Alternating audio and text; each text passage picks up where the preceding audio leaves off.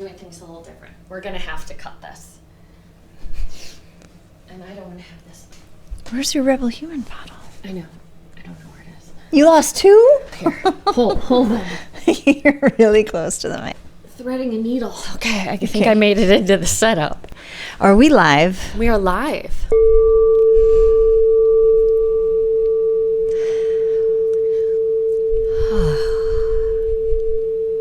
Welcome to Rebel Human Radio. Hi. First time on camera. Yes, and I find this incredibly awkward. And I was talking to my brother John, and he's like, why would you ever have a video for a podcast? Doesn't that sort of defeat the purpose? And also, you're going to be so uncomfortable on video. You're not going to be able to say anything that makes any sense. And so here we are. But we've heard from others that there's a wisdom to it and that some people like to watch their podcasts. Yes, and we can also one day have captions, closed captions. Yes. So that can be another way to make the podcast more accessible. This is V1. This is V1. So welcome, listeners and viewers alike. Again, this is Rebel Human Radio, where we talk about the theme of the week. We break down our challenges. We give tips and tricks and science and talk about how Rebel Human is democratizing wellness. Mm-hmm. And we want to start out today because the theme is about how we got off Facebook and Instagram. We want to read you our statement that we just posted last week on both Facebook and Instagram, our business account, Rebel Human account, our personal accounts as well. And we should say that we've been thinking about this, building in quiet contemplation around this, talking about this, really interrogating the idea for over a year. So we did not come to this decision lightly.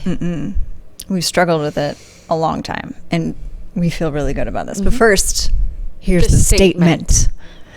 Why we are logging off Facebook and Instagram. We have always been reluctant users, but as a small business, we've been told it's a must. With the growing evidence of the harm of Facebook and Instagram,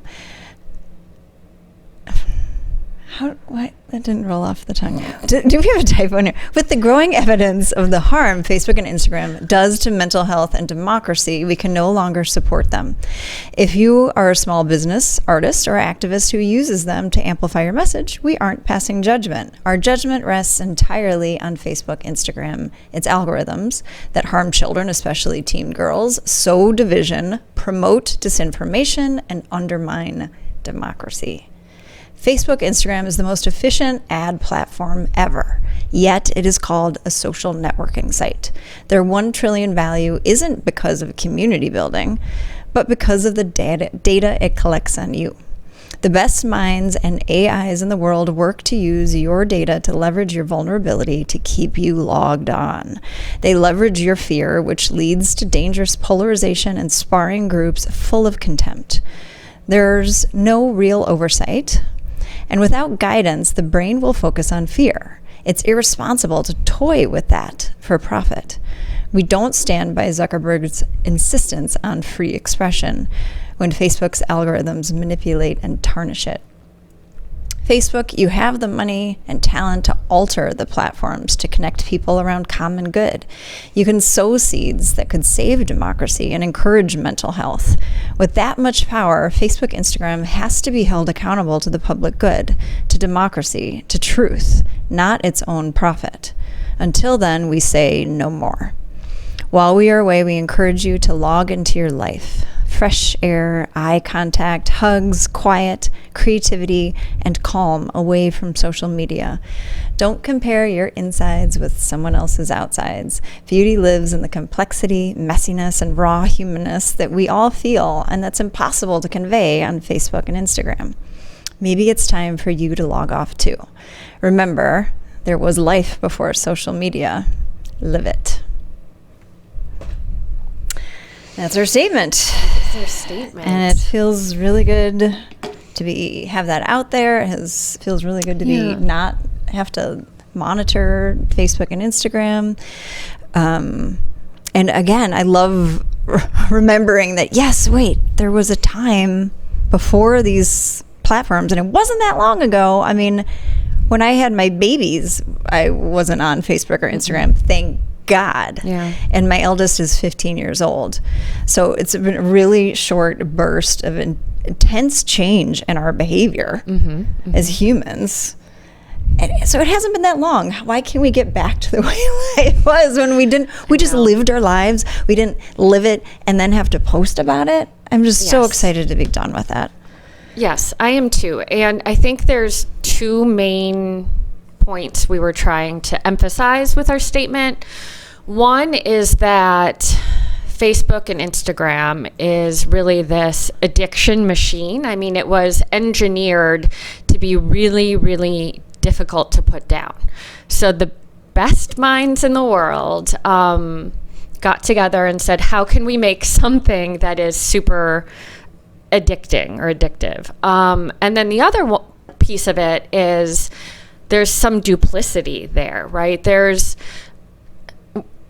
starting to change a little bit, but I think it needs to go much further. And that's this informed consent, meaning that you log onto your computer, you browse the internet, you visit a website, and it's collecting your data. And now your behavior, your browsing behavior is entered into, this huge spreadsheet and being used now to make Facebook and Instagram lots of money by selling advertising. And as a small business owner who spent some of the pandemic downtime trying to understand how to leverage Facebook to show people ads and retarget them, I was just struck by how there wasn't informed consent, that so many people out there don't know that their information and their behavior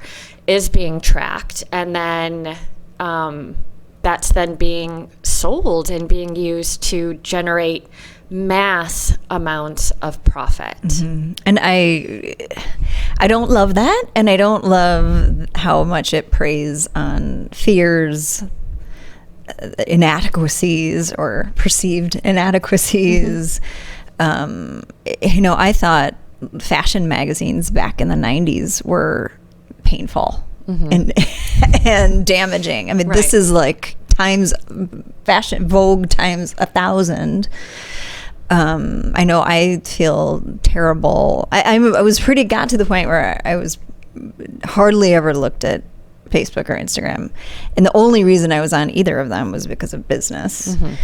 Even my private or my public personal one was for business, and I hated looking at it.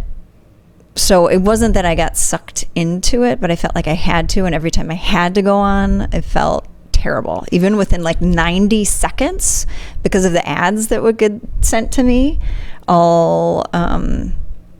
Even if it was just clothes, I don't know. I would just feel like, ooh, I need to have that like immediate, or I need to look that way, or I should look that way, or I should have this kind of fashion, or yeah. I mean, and that's in the simplest way, and it gets worse and worse and worse. But I think we had two slightly different relationships. Yeah, what happened? Tell us about your relationship. Well, just to follow up on something that you said, one of our, tenants or part of our mission statement is this idea that we want to be less about acquiring stuff and be more inquisitive. So less and acquisition creating. And more inquisitive, and then less consuming and more creating. Yeah. So I think that your experience and why you decided that it wasn't for you and also for the business goes to those things. For me, I found myself getting on my phone and accessing social media whenever, like almost reflexively, right? Without even thinking about it. Just, I would be working on something and I would get to a challenging point in that work. So maybe thinking through a new concept or thinking through a new idea, and I'd come up against a little bit of friction, a little bit of frustration. And before I even decided, I would have my phone open and I would be scrolling through something. So that is classic addiction, right? So when you start doing something and having zero thought about it, and that thing isn't particularly good for you, then I would say you should consider. Pay some attention to that. Pay some attention to that. So, and I mean, wouldn't you say that most people, or a very high percentage of people, are addicted to social media? Some people would say that teens today are cybernetically enhanced, meaning that when you see them, they are always connected in some way to their phone. And that's just because this is the world that they grew up in. And I think we're a little bit older, so we do know of a life before. I know of a life before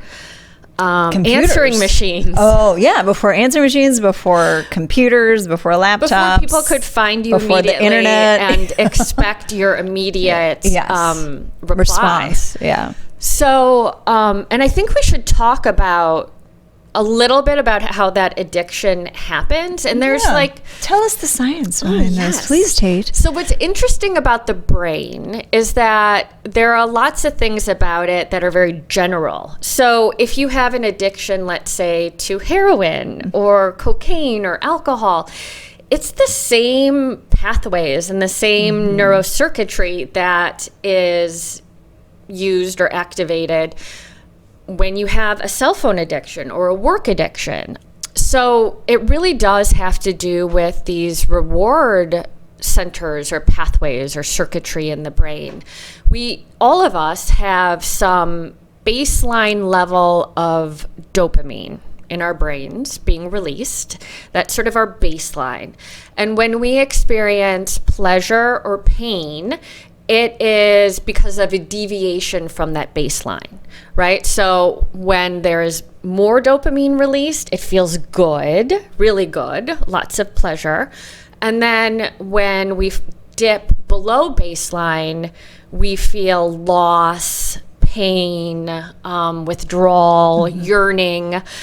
So our brain really wants to have this sort of, if you think of pain and pleasure as this seesaw, it really wants to be in this stable, this homeostasis. And as soon as we get a lot of pleasure, it's going to start down-regulating certain things like dopamine. And we're going to start tipping over into pain, and then we're going to come back to baseline.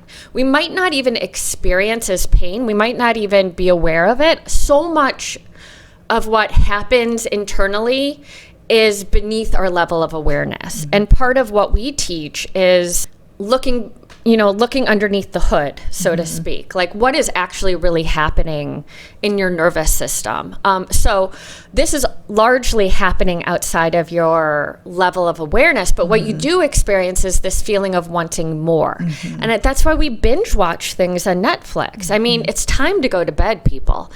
But as soon as that show ends, what happens is our dopamine is now dipping below baseline, and we experience that as wanting more. So our system is really good at self-regulating until we really mess with it. And I would say that modern life has so many things that are messing with our system and throwing it out of balance. And talk about how Facebook, the dopamine, intermittent reward system. Yeah. So if you want to make something really, really compelling, you build in an intermittent reward system. So gambling has this and social media has it. So when we log in, we're not always going to see lots of likes or lots of glowing comments, but sometimes we are, and that feels really good. Sometimes we're going to find something on social media that really delights us, but a lot of times not. It's just kind of there.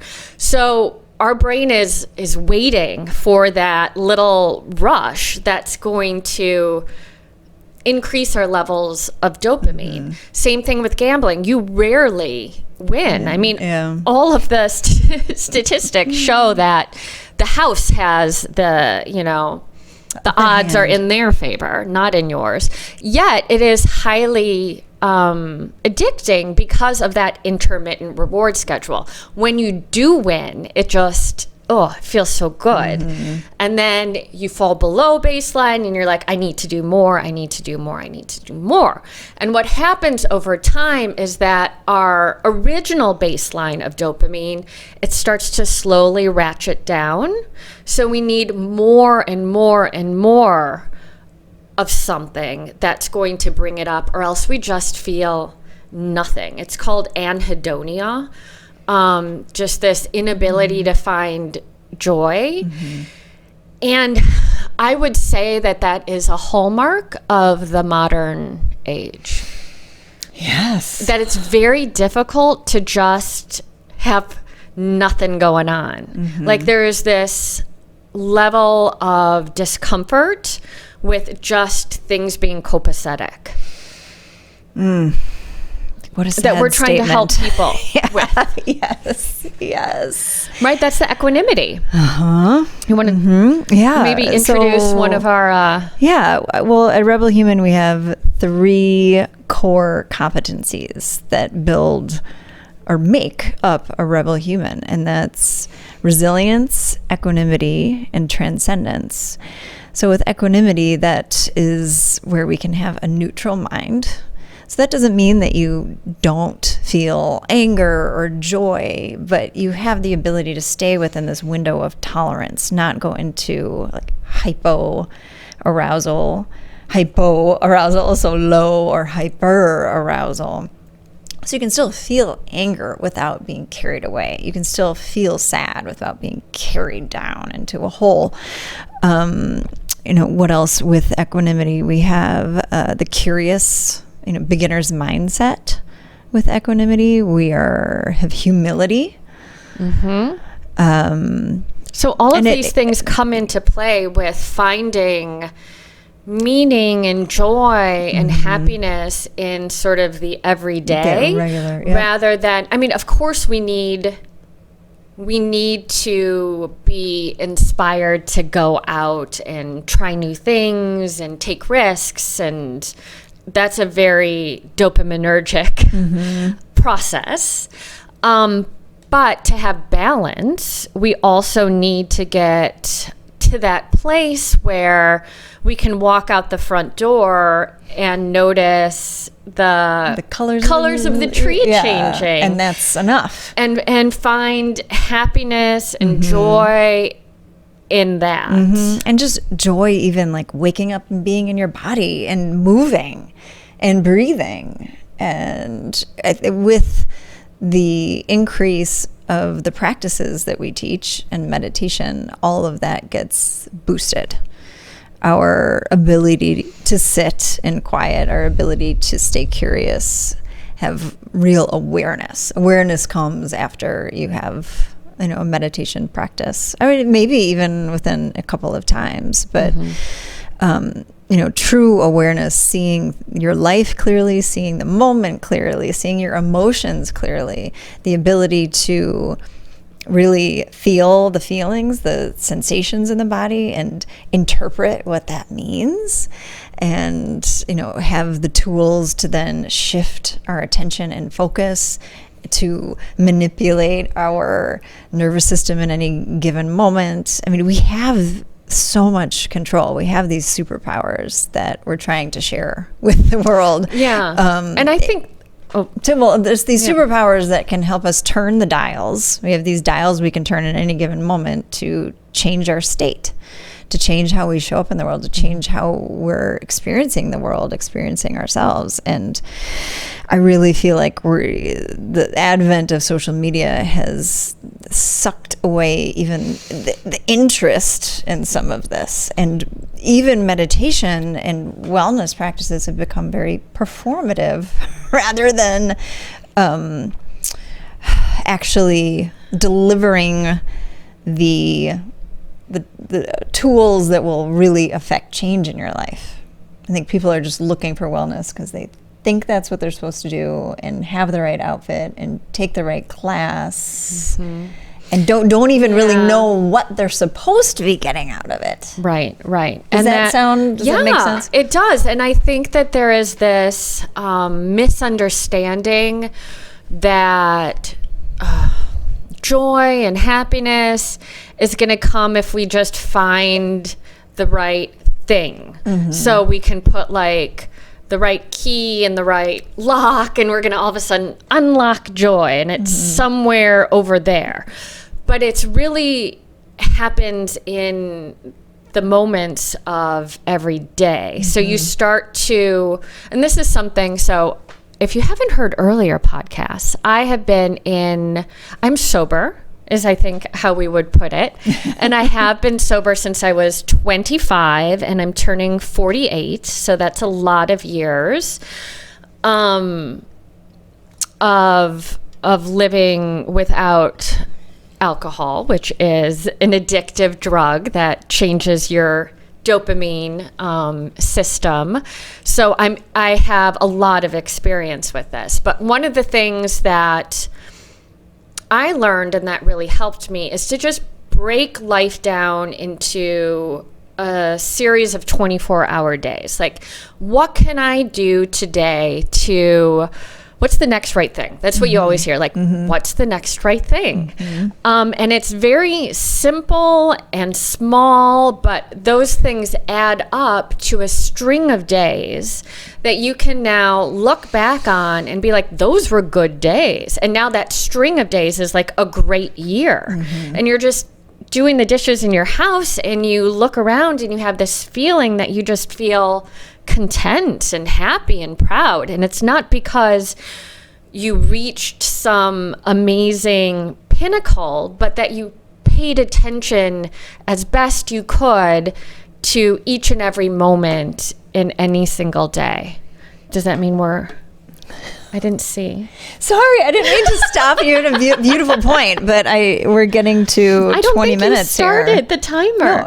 Oh. Yeah, we're at 20 minutes. Good. Yes, we have to do this all under 25 minutes. How about 25 minutes? So I love that you talked about, this series of 24-hour periods. And I just did this talk for a company on the science of habits. And there's this great quote by James Clear, right? That your life is built up. I can't remember exactly. Your life is the sum of your habits, basically. Yeah. And what are we paying attention to? What are we doing every day? That's really going to create our destiny, if you want to use words like that.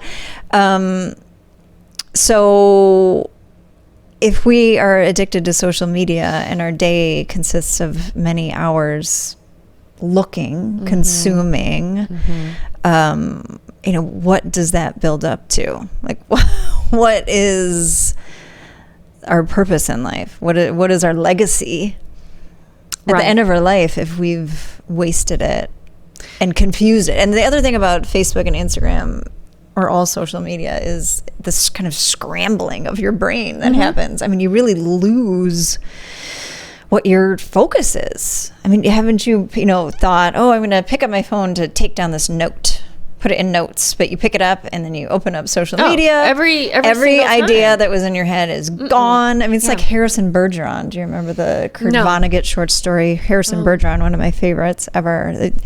People were anyone who was too smart, they implanted, a bell in their head, and it would, anytime they had a thought, the bell would go off. To distract them from it. Yeah. And it takes more metabolic energy to constantly be rapidly switching between things. Yeah. Like, I'm going to do my email, now I'm going to take a second and check my, Facebook, and then I'm going to do this and this. And it's just like batching, right? Batching. So many people talk about batching. Like, set 2 hours aside to do your email, and that's your email time. Set, another however many hours exercise. You decide. Yes. Yeah. It's a much more metabolically efficient way to go through life. And if we wanted, just the good news about our system is that if you have like a light addiction to your phone or a light addiction to social media, it might just take a day of being off of it entirely to reset your dopamine baseline. It could take up to 30 days if you have more of a heavy addiction. So let's get personal. How's it going for you? It's been, what, a week? Yeah. And you would say, did you have a heavy addiction? I would say that I was a heavy user, and it was in any moment of slight boredom, of slight friction, I would reflexively go to my phone. And then what's most interesting on my phone are the social media apps. So I deleted those entirely from my phone. And my just sort of picking up mindlessly of my phone, I say has gone down probably 80%. The 20% that's remaining, it's just still like this knee-jerk reaction. And I will open up my email and just sort of scroll through that. But it is completely mindless. It does not need to be done. So that is my next. I mean, I am thinking about getting away from my smartphone. Yeah. What's that phone called? So here's a light phone. Yes. Light so phone. Tips and tricks. Yes. Now, Tips and if tricks. If you want to just have a phone that is a phone only. Yeah, a phone, and you can text, and it has a map. So you can get directions as well. Tool. And you can listen to music /podcast, but you cannot get on the internet. Can't get email. And there's no apps for it. And that is Light Phone. Light Phone 2, I think. It was a coming Kickstarter a couple of years ago. And of course, they were people, it. I believe they were at some workshop or, something around building apps. Like they were in that field. And I think they found through talking to each other that their real passion was not building another app that sucked people's time and attention away, but could we use technology in a way that gave people back their time and attention? And so Light Phone was brilliant. That product. I know. I'm really excited that it's still moving forward. Because the last time I looked at it, it was a Kickstarter. I don't even think they were sending them out yet. But now they're in production. So we'll have a link to that in the show notes. And also, if you want to read more about dopamine, I would highly recommend the book Dopamine Nation. And then also another book called The Molecule of More. And then there's a really great review article on a peer-reviewed review article that we can we'll put in the show notes. Link to. Yes. So we usually in our podcast have like a funny thing for the week. I didn't think we were going to do that now that we're like in this format. What? Yeah, I don't know. Okay, what is our funny thing? I don't have any funniness in me right now because I'm being forced to be on camera. That was pretty funny.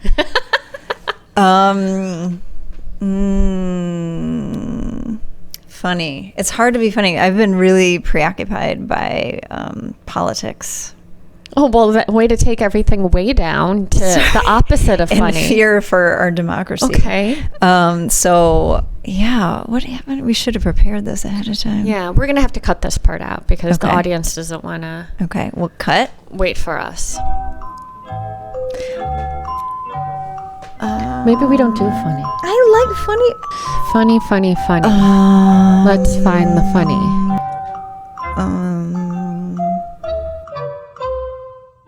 All right. Well, so next episode, you're going to get more stories and we'll get back into what's our funny thing. So I guess we'll close out now. Okay, let's close out. We usually close out with a song. And we do take listener requests. Yes. So please comment. And I think we had a listener request. It was that Journey song or Chicago song. What was we haven't rehearsed that. I don't know. No, but what is it? What is You're the inspiration. Oh yeah. Okay, we'll sing that next time. Okay, we'll prep. But if you have a song request, by the way, put it I in can't sing. So what? I'm always slightly off key. But that's it's adorable. That's just I mean, one of the things we want the world to know is that they don't have to create art for anyone else. Right. Sometimes just singing is really feels good. Well, let's see if we can just hit a note. If I give you a note, can you hit it? I don't know. Can you match it? Iffy. We'll try.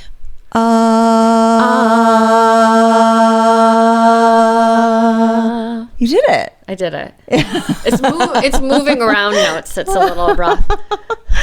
All right. So let us know if there's a song you want to hear.